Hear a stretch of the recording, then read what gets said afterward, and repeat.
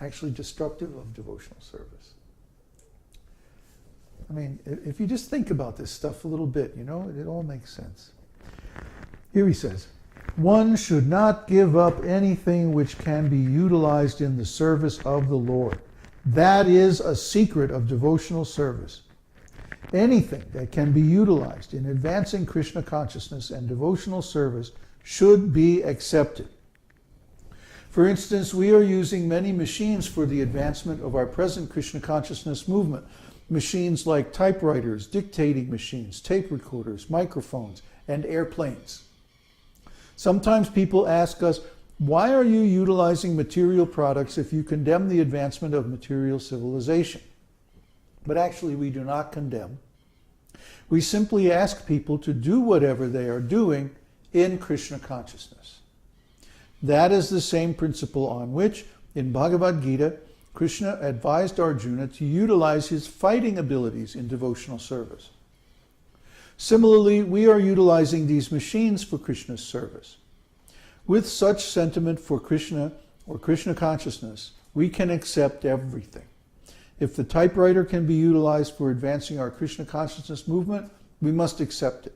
Similarly, the dictaphone or any other machine must be used. Our vision is that Krishna is everything. Krishna is the cause and effect, and nothing belongs to us. Krishna's things must be used in the service of Krishna. That is our vision. This does not mean, however, that we should give up the principles of discharging devotional service or neglect abiding by the rules and regulations prescribed therein. In the Neophyte stage of devotion, one must follow all the principles regulated by the authority of the spiritual master. The acceptance and rejection of things should always be in pursuance of the devotional principles, not that one can independently manufacture some idea of what should be accepted or rejected. The spiritual master, as the visible manifestation of Krishna, is necessary, therefore, to direct the devotee on behalf of the Supreme Personality of Godhead. I'm going to stop here. So Śrīla Prabhupada was a great, and actually Bhaktisiddhanta, Śrīla Prabhupada's spiritual master, was also a great pioneer in the use of modern technology for devotional service. Bhaktisiddhanta was the first Vaishnava sannyasi to ride in a car. He was the first to use a telephone, the first to use a dictaphone.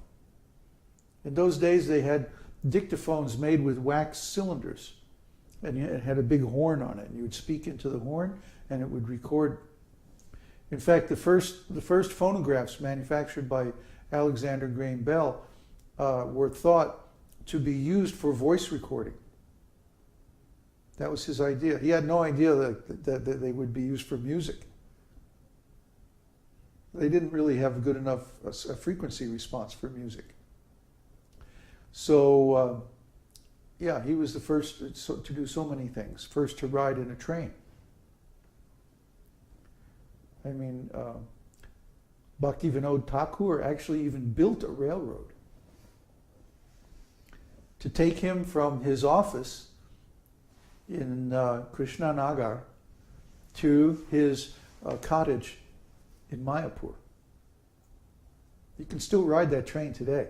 It's a really cool little narrow gauge steam train. And it goes between the Mayapur. You go from the Mayapur temple, the birthplace of Lord Chaitanya. You go down to the Jalangi River where it empties into the Ganges.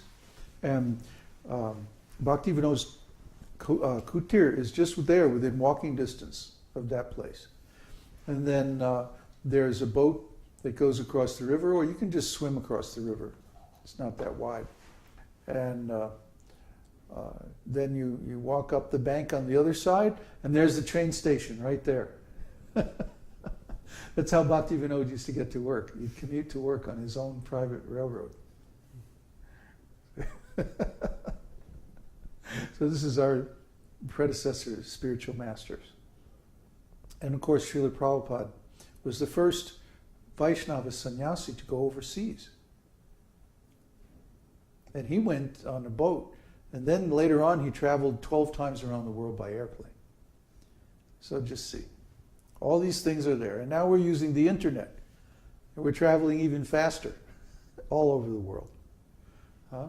This is lazy intelligence.